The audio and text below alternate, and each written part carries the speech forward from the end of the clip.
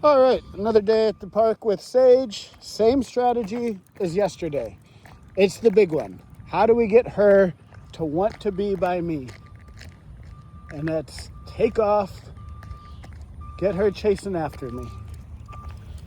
So the more we can just cement this in her mind of, I better keep my eye on that guy. He's always trying to get away from me.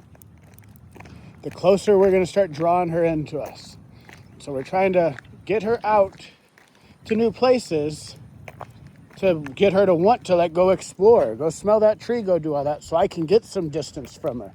Distance is the thing I need to kind of glue all this together, because the more distance I have from her, the more speed she's going to need to get back to me. So this would be a version of the close the gap drill. So the close the gap drill is, how do I get a gap away from the dog?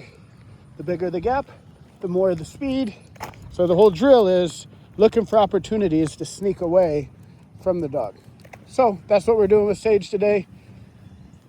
Just trying to get her to chase after me. So this is a nice park to kind of do this because it's not too busy. We got somebody walking down there our way. So I'm always trying to just have little sneak away routes. And if I don't have a getaway plan, then I'm just going to put her on leash. Because what we don't want is her jumping on somebody or making somebody uncomfortable or setting her up for failure.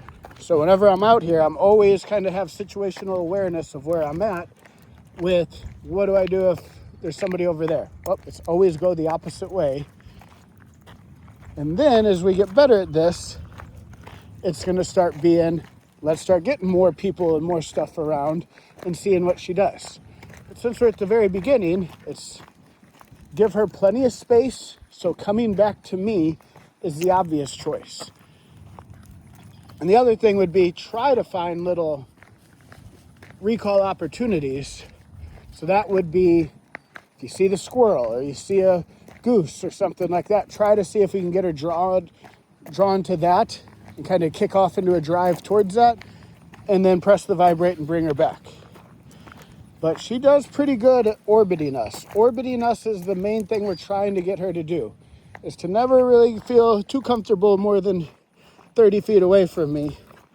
And then as we keep doing this, we're going to keep adding a lot of value here on my left side, and that's going to bring that 30-foot perimeter closer and closer. And we'll start to almost get an off-leash heel just by default of her saying, well, walking by your left side's disproportionately more successful than anything else I could be doing. So she sees that bird. We're looking for birds and stuff like that to get her running. The more we can kick off into a drive, because since day one, we haven't had that many recall opportunities with her. And that's pretty common with dogs like Sage. She reminds me of a couple different dogs where you just don't get that many recall opportunities. But that's fine. They're gonna come up eventually. And then the main goal starts being, well, if you don't want to kick off into drives away from me, let's start working you closer to me. Overall, she's looking really good. The more we do this, the more she's gonna want to be by me. That's when we're gonna start adding in the leash. So I would say the leash is probably coming tomorrow or the next day is gonna be we start adding to the leash. We're still doing our little heel drills in the basement, doing this. These are all the groundwork we lay to get her more likely to do good on the leash. So that's what we're up to. Overall, looking really good. Really proud of her.